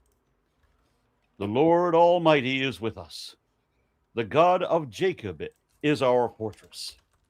Come and see what the Lord has done, the desolations he has brought on the earth. He makes wars cease to the ends of the earth. He breaks the bow and shatters the spear. He burns the shield with fire. He says, "Be still and know that I am God. I will be exalted among the nations. I will be exalted in the earth. The Lord Almighty is with us. The God of Jacob is our fortress." And the interesting thing about this fortress is you can just walk right through it. Yeah, this is very much a what's the word I'm looking for? I mean, it is an epiphany, or sorry, a theophany. So so much stuff happens, like with God showing up. So if we just look from the beginning, we have therefore we will not fear, though the earth should change, though the mountains shake in the heart of the sea. I wanted to note that one because the foundations of the mountains, the bottom of the mountains, was thought to be in the sea, in the waters, and there are multiple verses that point to that. But then you have like in verse 5, God being in the midst of the city. There's so much stuff that happens because of that. So we have the war imagery later on in the passage, right? Where like he literally says like he makes wars cease to the ends of the earth. He breaks bows and shatters the spears, whatever. All the good stuff. And even in verse 11, he's called the Lord of Hosts, which would be the heavenly army. And I wanted to also point to verse 6 there. The nations are in uproar, the kingdoms totter. He utters his voice, the earth melts. And that's the kind of stuff that happens during a theophany. Like when God is speaking, the earth shakes, usually. The earth trembles, right? The heavens, the mountains, everything. You really feel it through these almost basically natural disasters. So I think that a lot of this is very theophonic. Oh, so, this psalm was very interesting for me, and this is why I wrote an extensive commentary on this, which is just 4 pages. But like for me, it felt like it has like these kind of archaic motifs. Like from what I've read, it has some elements of Ugaritic poetry as well. So the whole reference to like, I mean, a lot of this like him uttering his voice.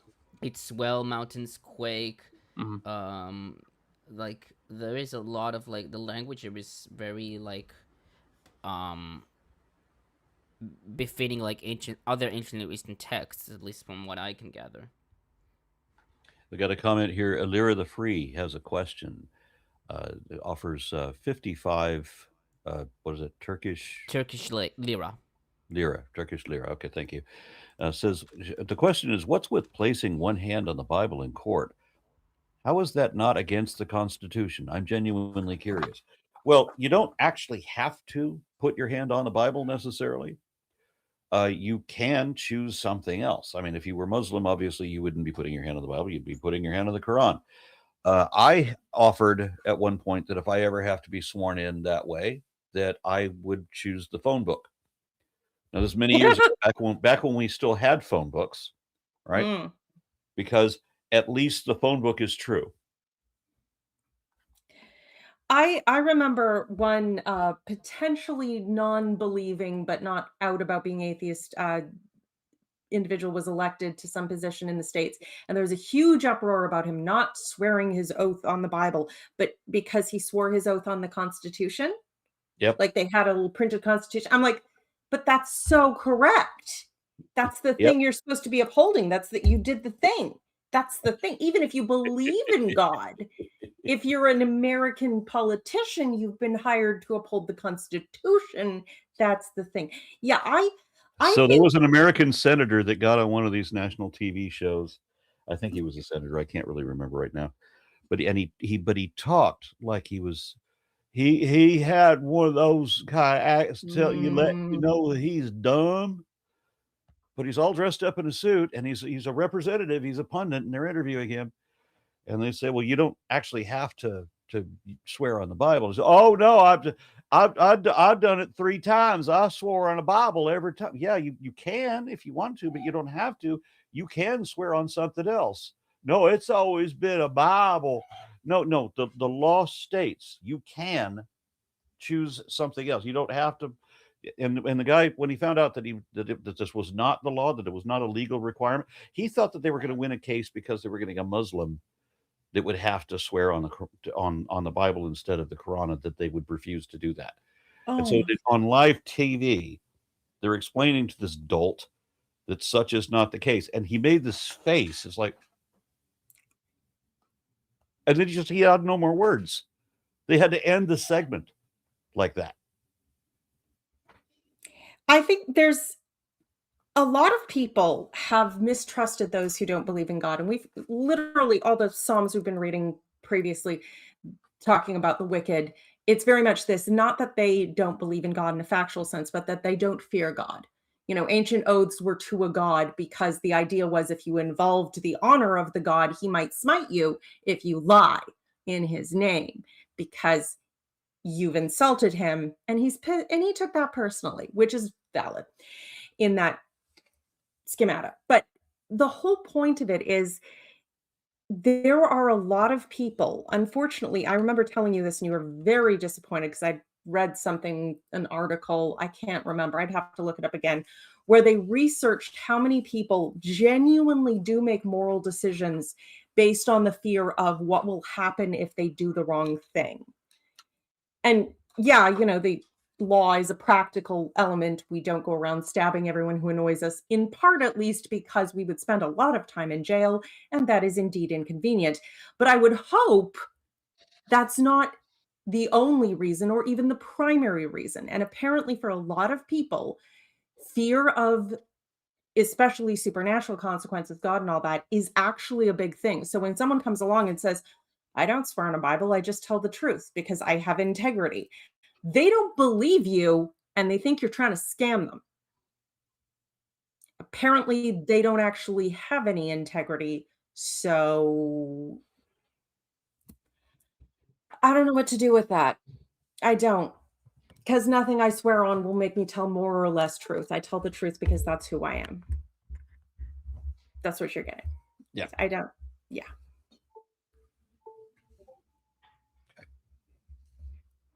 And moving on. Commentary? Oh, I see the guitar. I'm guessing we have a Jeebus. No. I mean, every time you go, I decided every time you go on these tangents, I'm playing the guitar because I'm bored.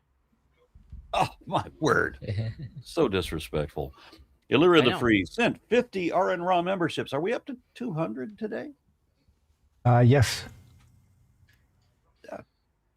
Did Dr. Kip get one?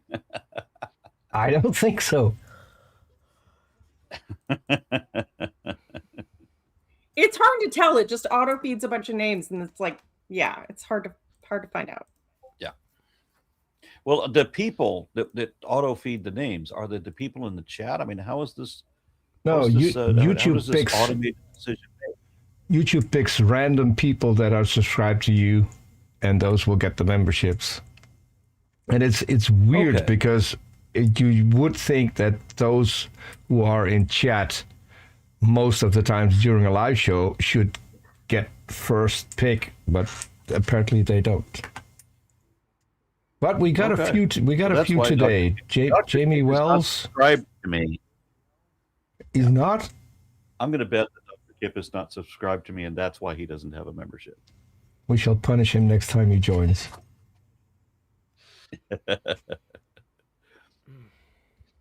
Although I'm going to be meeting with him on Saturday, so looking forward to that. I'm going to be on the line with him on Saturday night. Tell, All right, tell so, him he can't Tomer. talk. Tell him he can't talk until he subscribes to you, and then I'll.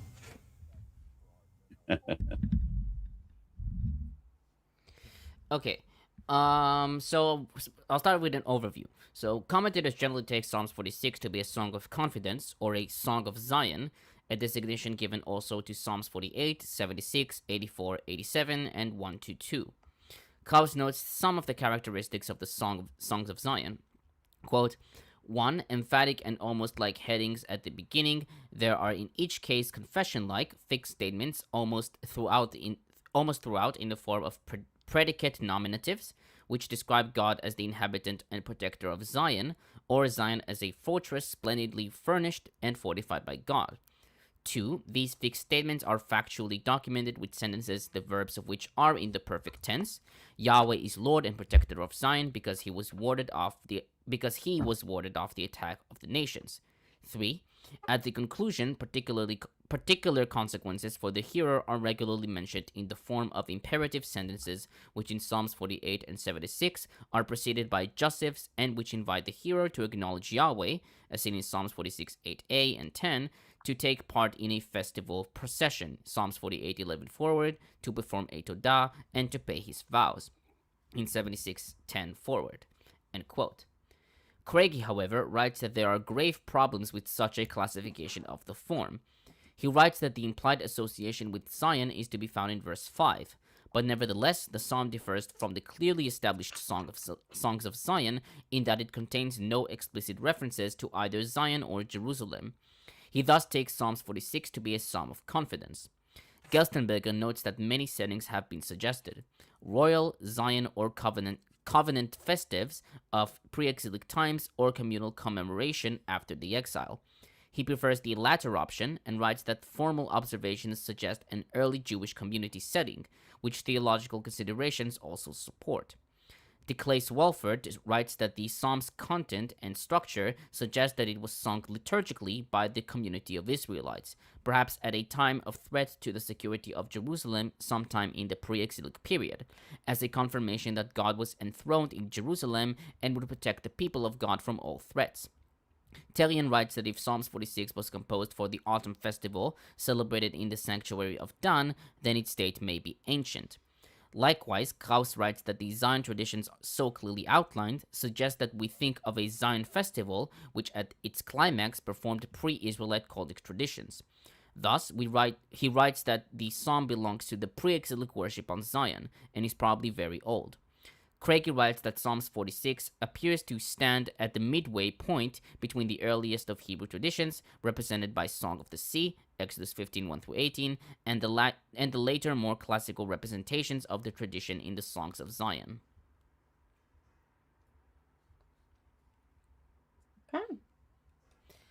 Okay, now on the title, which is 1, On Alamoth. The word Alamoth is the plural form of Alama, maiden or young woman. Traditionals took alamoth to be either a type of instrument, according to Rashi and Hamiiri, based on 1 Chronicles 15:20, or a name of a song, according to Ibn Ezra, Kimchi, and Litrani. This view is generally taken by modern scholars, with Craigie writing that it may indicate a high musical setting or being sung by soprano voices. Gerstenberger notes other emendations, quote, according to the Elamite, i.e. the Elamite way of instrument, according to Gunkel, and hidden things or mystery, from the root ein lamed mem, to conceal, as we've seen Septuagint, Volket, and Movinkel. Targum reads, at the time when their father was covered up from them, but they were delivered, they uttered the song. So it is to be played on the maiden? If you want, on the maidens, if you want to be literal. Hell yeah, let's you go. know what? Sure. Debauchery. Okay, on 1-3, which is 2-4, commentators generally take verses 1-3 as describing a strong earthquake, which Craigie notes is relatively common in the land surrounding the Great Rift Valley, from the upper reaches of the Jordan to the Arabah in the south. He notes that the language is reminiscent of other contexts in which the Hebrew poets employed language evocative of the shaking earth, Isaiah 24:19-20, the trembling mountains in Isaiah 54:10, and the disruption of land and sea alike in Haggai 2:6. deClaissé-Walford notes that water, described as raging and foaming, is a common metaphor for chaos poetry of the Hebrew Bible and in the ancient Near East. She compares verses 1-3 to Enuma Elish, where Marduk of Babylon pits his prowess against Tiamat, the goddess of the seas, and her army of sea monsters. In the same way, God of Jerusalem conquers the watery chaos and rules from the throne of Jerusalem. Gerstenberger notes the importance of the communal we, which is very prominent in the song, with verses 1-2, which is 2-3, fitting into the situation of congregational worship. He writes, quote, generally speaking, the first-person plural in the Psalter is a marker for identifying late congregational liturgical compositions. In spite of Ezra 9, Nehemiah 9, and Daniel 9, where the leader prays in the name of the people, indiscriminately using singular and plural forms, the we prayers probably were spoken by the congregation as a whole. There is at least a recognized tendency in the Old Testament to personalize communal prayer rather than vice versa. That is, to collectivize the supplication of one individual leader, as seen in Psalms 18, 105, 11, 129, 1-3, and Lamentations 1 and 2, etc. Movinkel rightly defends this grammatical possibility of the national I against Bala et al., although he greatly exaggerates its scope. Examples of truly congregational prayers which occasionally switch into the personalized communal I are Psalms 44, 67, 74, 75, 90, 100, 115, and 137. The existence of such congregational songs, which hardly have any parallels in the liturgical literature of state cults, gives us information regarding their ecclesiastical background. Gunkel and Begrich have observed, quote, in Israel there existed a congregation which sponsored worship, end quote, recognized by the we prayer.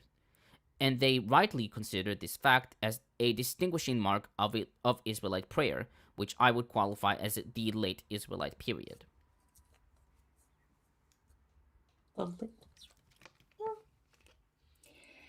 It is interesting with the implication of a call and response there is definitely something. I mean, we've mentioned a couple times, so I don't think all that often, but how frequently is the call and response used in the Psalms nowadays in Judaism?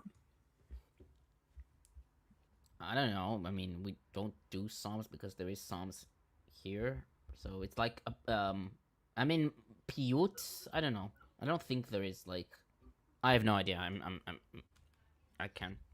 It's I'm talking fine. about like modern, like based on Psalms, like people writing their own stuff. Either way, or are the Psalms never used at synagogue? They are, but Yeah. like, Yeah. So there are certain Psalms that are like part of daily prayers, part of holiday. Mhm. A lot of religious Jews will recite Psalms every day after the morning prayer, depending on the person how much they might do. Some people will just say one. No, I think Isaac froze. That day's Mm. portion. there is one I'm back now, song. I think. Yeah, there is one song called Shir HaKavod, or known as Amin Tsemirot, which is essentially like a call and response, literally call and response. You have the main person who does one response, and the crowd goes, and it's written like Yeah, in the 11th or 12th Is that century. is that a psalm? It is a piyut. Is that a psalm? It's not a psalm of the Bible. Oh, I see. It's a medieval song of the Right. What about Adon Olam? Adon Olam. I don't know. It's possible that what isn't as common anymore, but was maybe during large festivals, especially, but or just at various points in the past. There are fads in worship. I don't think Adon Olam is. I don't know. Maybe. The Catholics definitely do call and response. I remember one time going to a synagogue and they did Adon Olam to the tune of I think it's called Rock Around the House or something like that. Oh my God. Adon Olam Hashem Alach B'terem Kol Yetzer Nivra. Oh no, Isaac's been drinking. Oh no. What? Oh, he's drunk. I can't Isaac sing. is so drunk. It's the 7th of Passover. Give him a break. Okay. On 4, which is 5, it is unclear what the river refers to. Rashi took the river to be a reference to the rivers of paradise. Ibn Ezra and Kimchi, however, wrote that this is a river from Jerusalem. Ibn Ezra specifies that it is the Gihon River from 2 Chronicles 33:14. Targum takes the river to be a simile. Quote, nations like rivers and their sources are coming and making glad the city of the Lord. End quote. Terian, however, writes that no river gladdens the sanctuary of Jerusalem. He notes that the Kidron torrent flows for only a few weeks while fed by winter rains, and the spring of Gihon is barely sufficient to fill the pool of Siloam, either by open canal along a hillside or through Hezekiah's tunnel, seen in 2 Kings 20:20. Craigie writes that the reference to the river and its streams describes the city in language reminiscent of Canaanite mythology. The throne of the high god El, at the head of the two streams, is localized in a particular place. But in the psalm, he writes, the ancient cult of El Elyon, traditionally associated with Melchizedek in Genesis 14, 18, and 19, is identified as the same true tradition as that associated with Yahweh of hosts, the God of Jacob, in verse 8. I see. On 6 and 7, which is 7 and 8, Craigie comments, quote, the central section of this portion of the psalm is to be found in the reference to nations and kingdoms in verse 7. It is these human powers which now threaten their chaotic might, but they slip, in verse 7, mot, like the mountains before them, while the city of God does not slip, in verse 6. The divine protection is here depicted as true stability in a world where powerful foreign nations are fundamentally unstable. God speaks, and the very earth, which is the setting for the power of human states, melts, quote unquote, beneath them. In the refrain that concludes the section, the old titles or epithets for God, Lord of hosts or armies, and God of Jacob, refer back to Israel's ancient traditions. The title is particularly appropriate in this context, for it is the Lord of armies who offers protection against the armies of foreign nations and kingdoms. The title God of Jacob evokes specifically the protective character of God.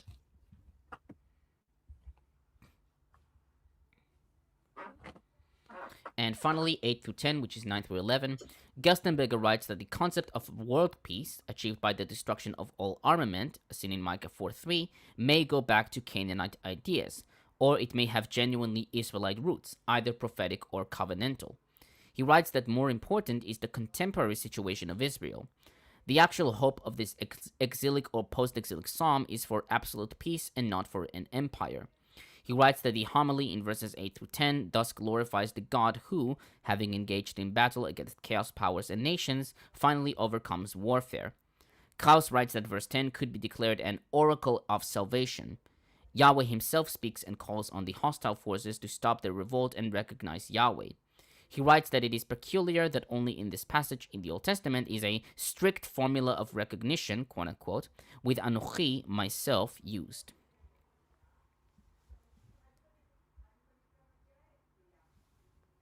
Interesting. That's it.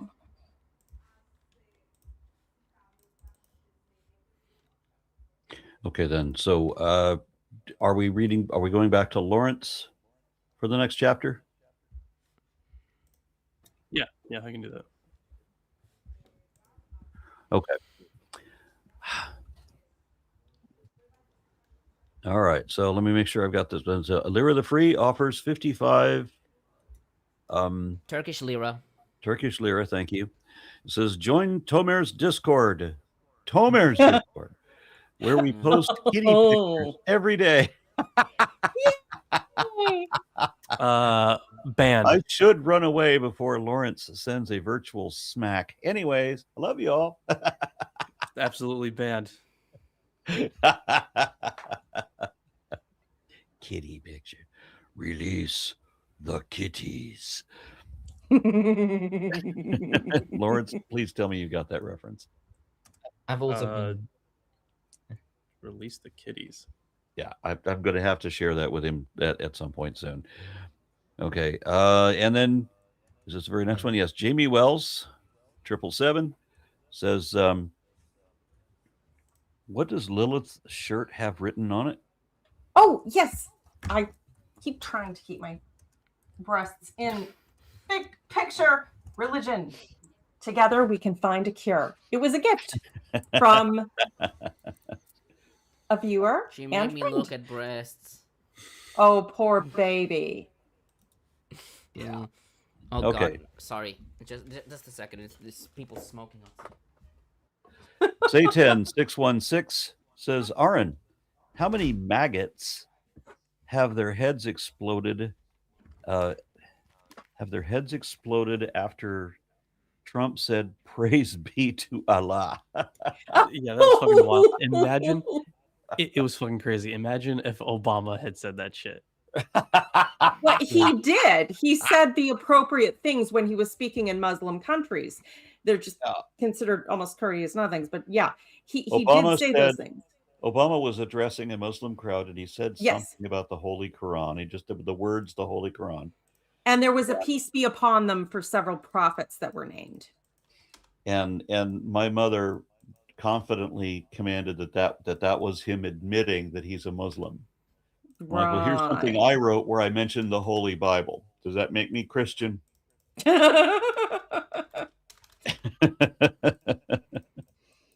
mean, technically, Allah literally means in Arabic, the God, right? And it is the same God the Jews worship. That's the Father God, you know, El it's the God of Shaddai, Abraham. Adonai, Jehovah, Yahweh, right? Yeah, it's the God of Abraham. Yahoo. It's Yahoo. I forgot that one. they have basically the same prophets, although depending on how Muslims want to define it, sometimes you'll add people that aren't actually prophets, but that's a different story. So, I mean, when you say Allah, you're not talking about a different God. You are talking about the God of the Hebrew Bible, the same character in all those old stories. The New Testament comes up with Jesus. Yeah, I think it is. And then Trinitarian Christians want to say that Jesus is God. So that's the problem. When you're praising God and not praising Jesus, because Jesus is a violation of the very first commandment. Thou shalt have no other gods before me. And then Jesus says that no one comes to the Father but through me. Right, yeah. Yeah, there's no consistency in these religious views, and we know that. There never has been. But on the plus side, it's actually quite funny because there's several Christian communities in Islamic countries that have gotten in trouble because their praise and worship songs praise God. And the correct word for God in Arabic is Allah. So in Arabic-speaking countries, Christians will be praising Allah because that is, and his son Jesus, which obviously is the part where they get all, but it's because that's the word. That is the word for what that is. I thought bird was the word. Anyway. Well, the Holy Spirit did come down in form of a dove, which means scripturally, and Jesus is the word, and God and the Holy Spirit is the Holy Spirit, and also Jesus. So biblically, the bird is indeed the word. Well, actually, there was what was it? It was in Ahikar. It was in the Ahikar, which was like a I think 5th, 6th century CE story, and it literally says the word is bird. And I do have a bird is word shirt on the Teespring. Oh my god! Oh my god! That is a fact. It does say that. Can you provide a link to that and have? I want to see that. I cannot believe these put things. That in the chat. Yeah. Is this when one a you're meme, selling, Lawrence? Yes. Well, when a let's meme definitely get that link and put it in the chat. When a meme transcends time like that. But you can't do it right now because right now you're reading, right? Well, yes. Yeah, but I am gonna just drop it because I probably don't have the ability to put it into the chat, but I can put it into the private chat here. Yeah, and then Peter can set it up. Yeah, there it is. All right, Alira the Free sent 50 RN Raw gift memberships. Wait, yep, 50 gift memberships. So that is 250 today. Yes, it is. Damn. And I hope it's going to people who appreciate it. And I hate to think somebody's like, the hell is this? I've gotten a couple, and I very much appreciate it, Alira. Thank you. All right, you ready, Lawrence? Yeah, I suppose I am. All right, Psalm 47. Clap your hands. Stomp the feet? Yeah, exactly. Yeah. You forgot the title. Oh, no, I forgot the title. How terrible. I am so bad. To the leader of the Korites, a psalm. Clap your hands, all you peoples. Shout to God with loud songs of joy. For the Lord, the Most High, is awesome. A great king over all the earth. He subdued peoples under us and nations under our feet. He chose our heritage for us, the pride of Jacob, whom he loves. Selah. God has gone up with a shout, the Lord with the sound of a trumpet. Sing praises to God, sing praises to our King, sing praises, for God is our King of all the earth. Sing praises with the psalm. God is king over the nations, God sits on his holy throne. The princes of the peoples gather as the people of the God of Abraham. For the shields of the earth belong to God. He is highly exalted. So this is a very, we've seen this before. I think even in the last psalm where we have God as king. And in this case, he's being treated a lot more like a king on earth, because you have the people sing his praises as he's going up. So it could be like an ascension, uh, almost like an ascension psalm. So you have while they're getting anointed and after, sorry, not in this case not being anointed, but he returns to the city after victory in battle, and he goes up to his holy throne, and everyone is praising him. Oh, so great, so great. Let me suck your dick a little bit more. That's the kind of stuff that you see with this. They are taking God and, in this psalm at least, poetically treating him like an earthly king, which is why you have all the same stuff you usually see in any text that praises kingship. And when it says there in verse 3, he subdued peoples under us and nations under our feet, that's very common language for just, I mean, we know exactly what that means, but the thing is, in art, it was very common to depict it literally. So you would literally have kings standing on top of their enemies that they just defeated, because that's how you would depict that. So it is, and that goes to both gods and kings being portrayed like that. So it's not a shocker that you have that connection here. I like to watch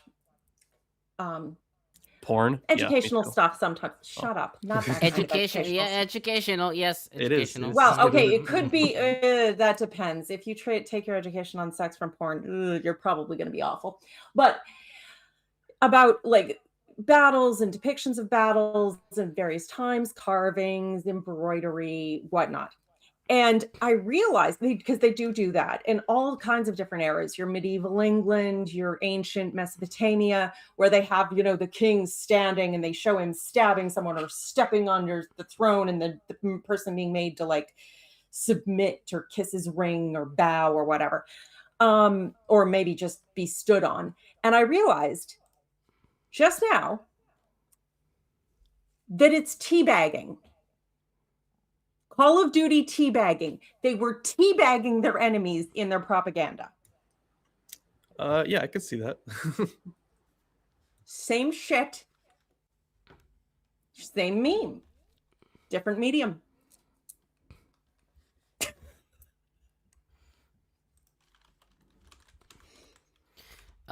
Okay, so Psalms 47 is generally taken as a hymn, or more precisely, an enthronement psalm, together with Psalms 93, 96 through 99. Craigie notes that these psalms are joined by the common theme of the praise of the Lord's kingship.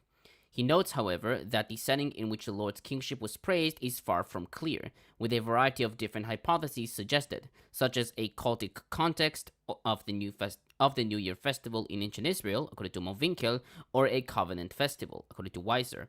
He writes, however, that the enthronement psalms should be interpreted as the culmination of an ancient tradition, beginning with victory hymns, seen in Exodus 15, 1-18, developing into general victory hymns in Psalms 29, and being represented eventually by the general praise of God's kingship. He favors the setting suggested by Roberts, that it should be found in the cultic celebration of the Lord's imperial accession.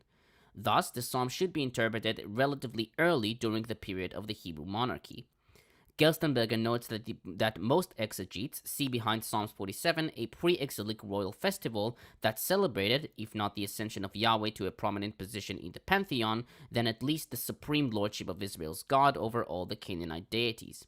He writes, however, that even David's empire at its peak does not suggest such sweeping universalistic affirmations, quote-unquote, as found in the enthronement psalms. He also notes that the congregational and messianic eschatological tendencies cannot be easily explained from the pre-exilic socio-religious situation. Thus, he takes Psalms 47 to be a piece of early Jewish worship liturgy that jubilantly recalls the history of Israel's election of Yahweh and glorifies his supreme yet unrealized power over all the earth. Terrian writes that the hymn may have been used at an early date in the sanctuary of Dan, near Mount Hermon. He argues that after the fall of the northern kingdom of Israel in 722 BCE, the political and to a large extent the cultic importance of the hymn would naturally have moved to Zion in Jerusalem. Okay. That's it.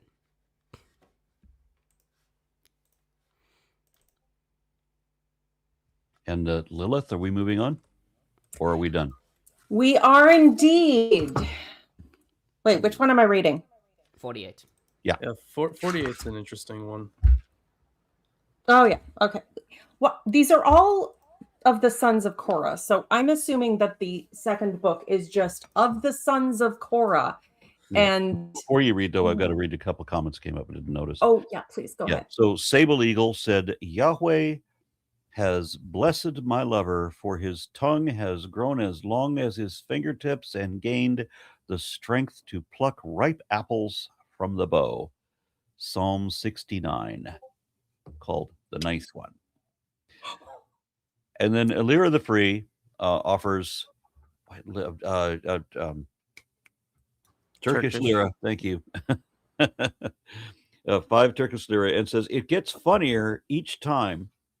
Dr. Kip doesn't get a gift membership. Sorry, but that's how I feel. I will remind him that the requirement is that he has to be subscribed to my channel. Yeah, I am. Although I do kind of wonder what happens if, everyone on a channel gets a gifted membership and you run out of, and then everyone has one. Then where do they go? Alex I have no Jones, idea. You get some people will get another month membership. I think, Gotcha. but we're not there yet.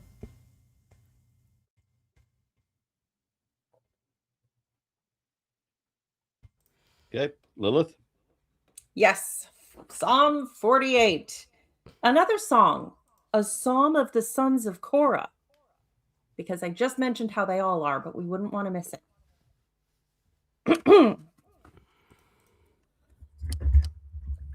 Great is the Lord and most worthy of praise.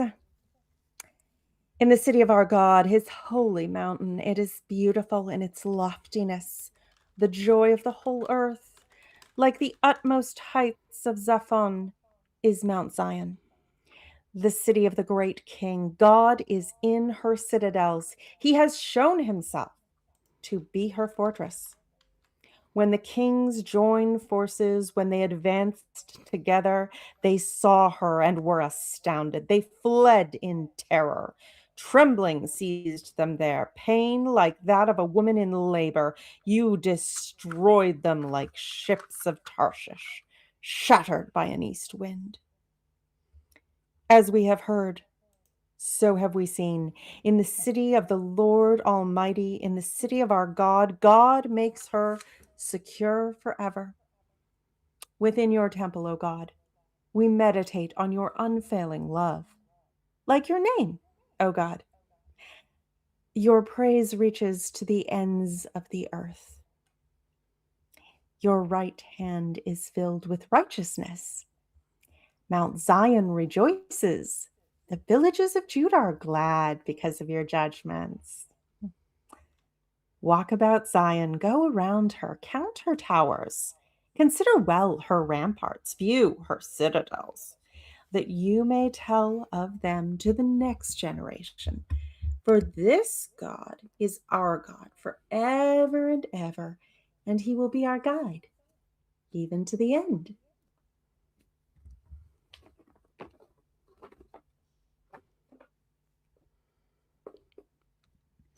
All right. So obviously, this is basically the hymn to Zion, which we talked about plenty of times.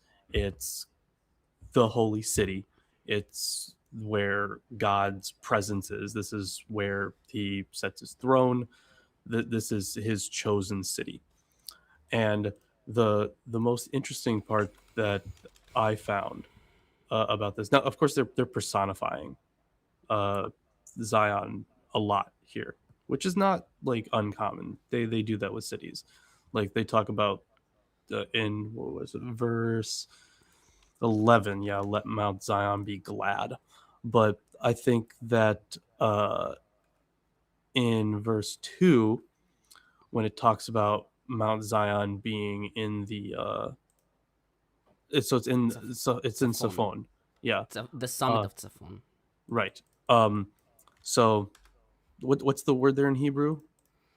Yaketei Safon. Yeah, okay, yes, okay, that's actually important. So the Yakete, let me pull up some stuff about that. So yeah, usually translated as like the heights of Zafon, right? The summit, yes. Yes. Like but the I think a lot of scholars take this as like the recesses, so like the furthest parts of Zafon. So like if Zafon is interpreted as like heaven, for example, or like the place where gods meet, the Zion would be I guess kind of like the peak of that area. So you already have like this entire area of Safon, if we interpret it as heaven, being being talked about. Then Mount Zion would be specifically the place where God resides within the heavens. And I'm pulling up some more stuff on whoops, that did not work.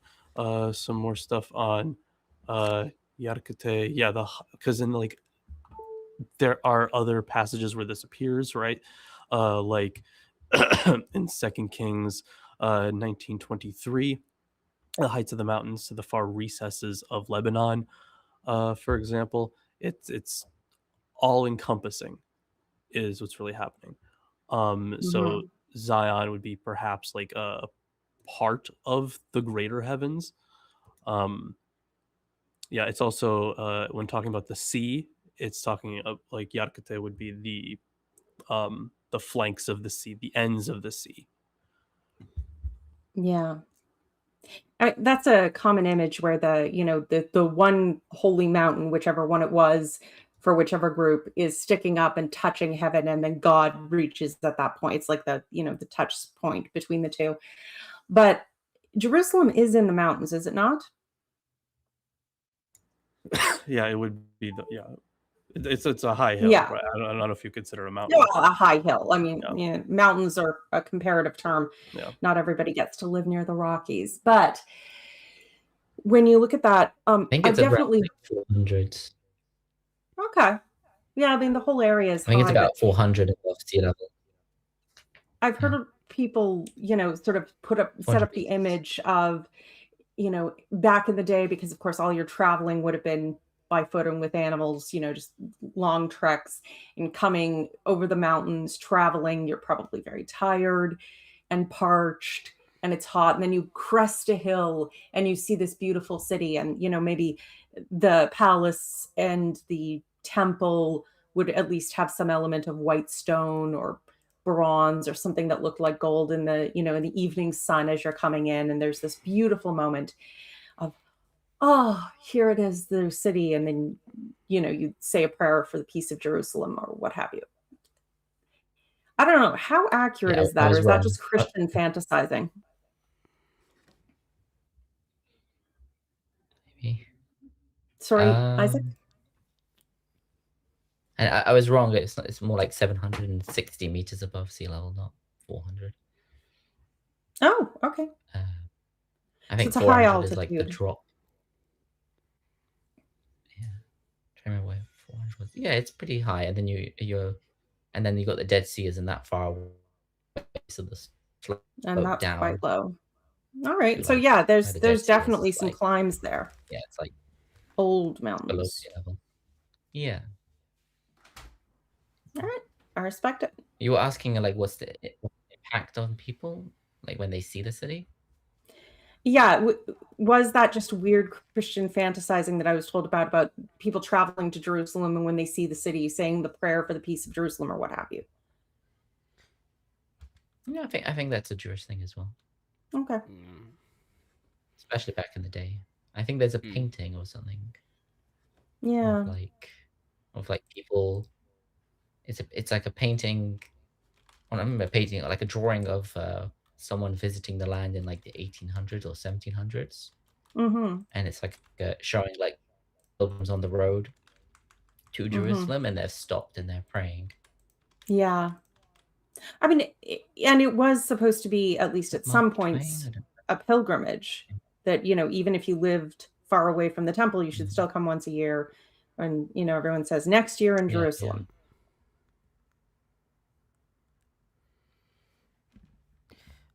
Should I start? Okay. Psalms 48 is generally taken. Sorry. What? There's another comment. Okay, so Again. what? Oh, it's the yes. And again. The Allure of the Free, 50 RN Raw gift memberships, which takes us to 300 now. Yes. Yeah, I so want to know who's getting these. I've gotten a couple months in my time. So You've gotten 2. well, I got 2 months. Okay. So I assume so. Okay. And So when everyone who you get gets the first month, if you get a second, everyone who gets one is mentioned in the chat, Aaron. I'm sorry, what? I said everyone who gets a free What, Peter? membership is mentioned in the chat. Okay. Yeah, but only on the YouTube, not in StreamYard. Yeah. Okay. Okay, so Psalms 48 is generally taken to be a hymn, either a hymn of praise, according to Telian, a communal hymn, according to Gerstenberger, or part of the Songs of Zion, seen in Psalm 76, 84, 87, and 122, according to Krauss. Gerstenberger writes that theological concepts represent some of the most valid evidence for determining the original setting of a text. He writes that a full-fledged Zion ideology that makes Jerusalem the absolute center of the world, such as Psalms 48 exhibits, is not discernible in pre-exilic texts, and very probably arose only after the exile. He argues that formal criteria, such as the use of the we form, also support the view that Psalms 48 was originally a hymn of early Jewish community worship. Telian writes that Psalms 48 may have been adapted from a Canaanite hymn, and the date of its composition is probably posterior to Sennacherib's siege of Jerusalem, 701 BCE, and may have come to light in the early Persian age. He writes that the ideology of the Lord's delight in Zion was so profoundly anchored in the religion of the Judites that post-exilic Judaism hardly ever severed its passionate attachment to the temple from its devotion to Yahweh. Craigie writes that the psalm must be interpreted in a cultic setting, and it is possible that it should be viewed as one part of a larger liturgy or ritual. He writes that the general setting is that of Mount Zion itself, and that the specific setting is that of an act of worship taking place in the temple in verse 10. He notes that the invitation to walk around Zion in verse 13 indicates that the act of worship represented by the psalm may have been only one part of a larger ritual, which was followed by a procession around the mountain city. He writes that presumably the entire ritual took place during one of the 3 annual pilgrim festivals, and though there can be no certainty, it is possible that the ritual implicit in this psalm was a part of the worship associated with the Feast of Tabernacles. Okay. That's it.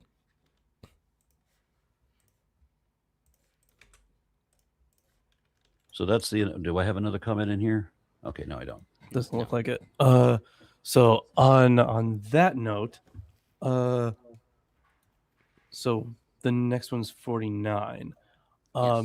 So I have quite a bit to get to today. So I have to call it here. But Okay. we made our way through a lot. We'll be getting Yes. into the 50s next time. Yes. And by the which way, means w- means that we're starting to use the Hermenia commentary on Psalms by Hosfeld and Zenger. Huzzah! Yes, which is it is extensive. It is a very good commentary, I believe. Okay. I mean, yeah, Hermenia just has top tier shit.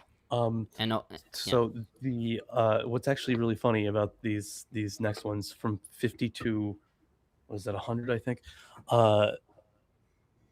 I was actually able to find at a local used bookstore it was a Tate's commentary, Yeah. and I found it for like $10.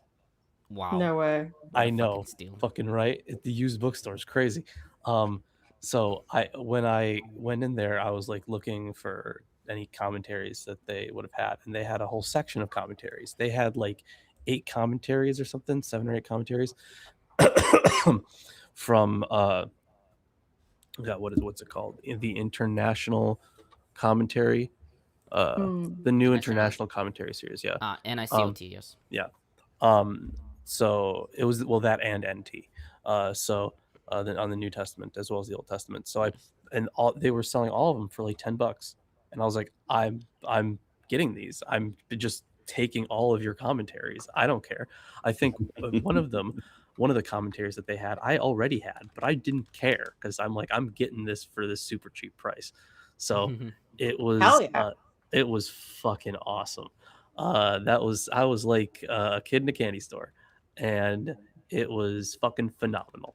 So I have a used bookstore you need to see. Yes, please. Let him please, make his point.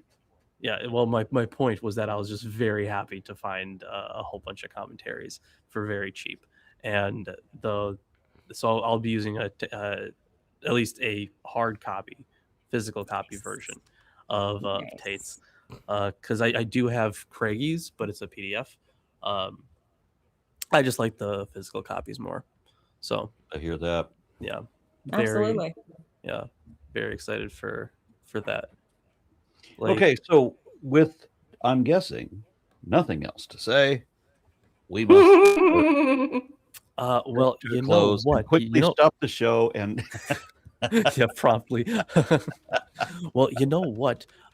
Make sure to join the Behold Network Discord, the only Discord you'll ever need, the best Discord. It's the hottest one. The sexiest people are in there. So. And me. And I know that Peter posted it earlier, but if you want a Word is Bird t-shirt or any of the other t-shirts we have on our Teespring, that actually helps a lot, because I think we have some pretty good t-shirts on there. So if you want to support the Behold Network in any way, that would be nice. How do you say that? You have to put some volume behind that. Lawrence. Oh, right, of course. The Behold! Behold! All right, well then see you Saturday then. I need to check because there is a ceasefire. There might be a party, but like I'm a bit skeptical, but we'll see. We'll see what happens. Yeah, honestly, I'm unfortunately I'm also skeptical of it. I wish we didn't have to be, but I think we all agree that consistency has not exactly been observable in the current state of any of this. So fun times. And we'll who knows the next dumb fuck thing that our president will do tomorrow. Right, yeah.